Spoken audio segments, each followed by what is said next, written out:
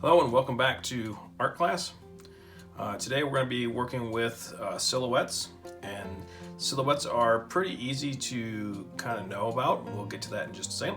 You are going to need a few things today. You're going to need a piece of paper, you're going to need watercolors with a brush, and you're going to need some water and obviously a container for that water. Okay. So let's get to the project. Silhouettes are very simple. They're basically an outline of an object with a background. So an example, you can see here is my example, like the bridges that we have showing. The bridges look all nice and dark, but they have a very dramatic background of the sun setting over the water. That is a very common way you might see a silhouette. In movies, you might see, if you watch an old Western, the hero rides off into the sunset with the horse, and so you might see their dark outline against a setting sun. Years ago, it used to be really common for children, since they wouldn't sit still for photos, because photos used to take a lot longer than what we do today. They didn't have the fancy cameras of today, so they would have the child sit still in front of a very bright light source, and their shadow would show up on a piece of paper, and they'd quickly trace the outline of the shadow, and then they would fill that in. So that would be kind of their representation of what the child looked like when they were really young.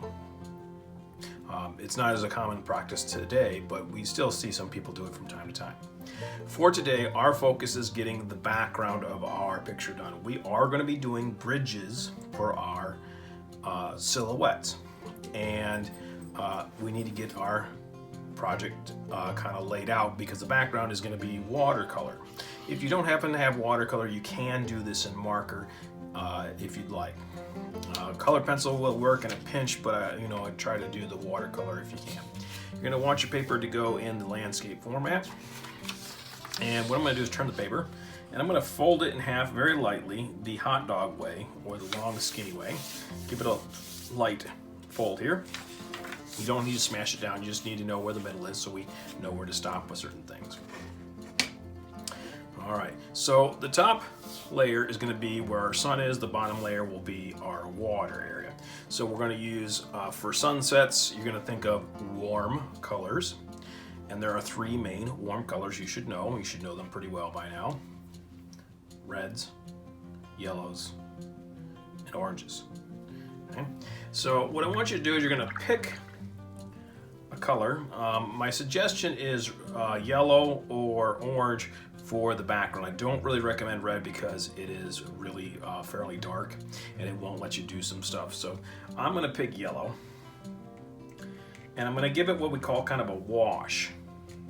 I'm going to give it a light layer of the whole thing, some yellow,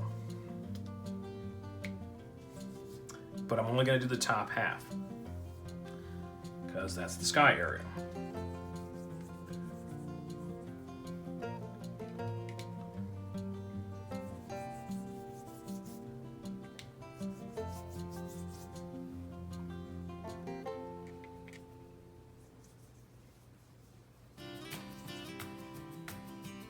Remember, these are watercolors, so you have to constantly be adding water to make them work.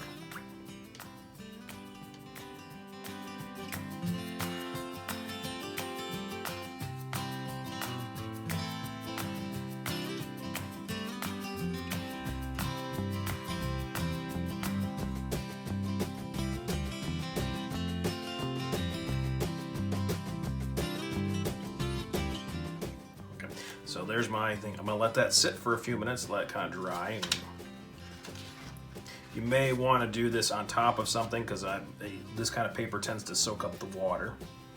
In the bottom area, you're gonna want to do a bluish or greenish color. Sometimes, if you really want, you can use the lid, and let me show you this, where you can take a little bit of the color.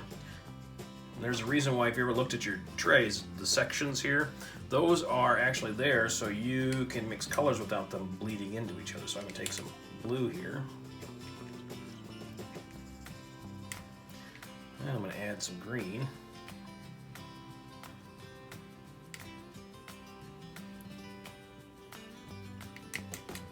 can mix them together, and I can paint down here. Trick is you have to make that a bunch of times.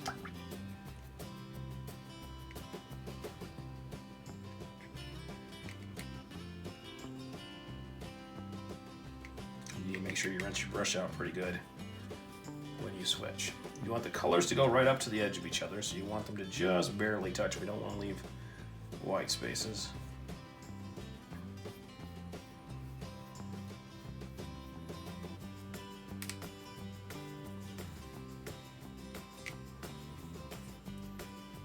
And what you can do in the water area is every once in a while you can take a dip of another color, of one of the cold colors,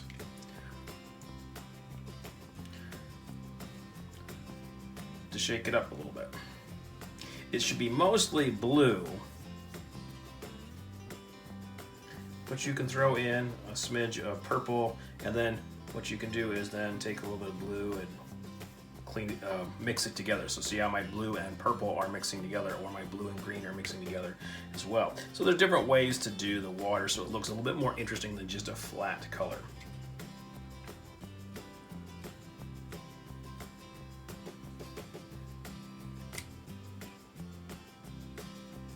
In fact, I like that better than mixing the color. I like going straight up here. So I'm going to add a little bit more purple down here. Let's go brush up. A little bit more green right there, just to give it a little bit more interest. And again, it should be mostly blue, but you can always add a streak of a other cold color to make your water look a little bit more interesting. Make sure you go ahead and get white spaces.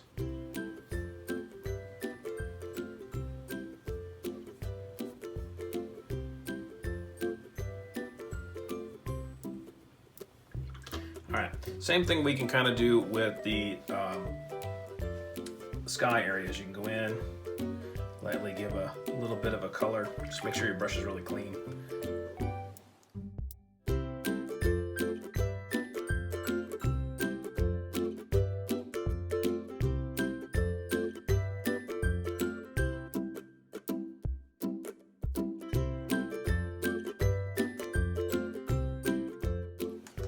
Alright, and that is actually where we're going to leave it. Okay, so you get a little color mixing on it and let it dry. It's going to take a while to dry. So this is as far as you need to get for today.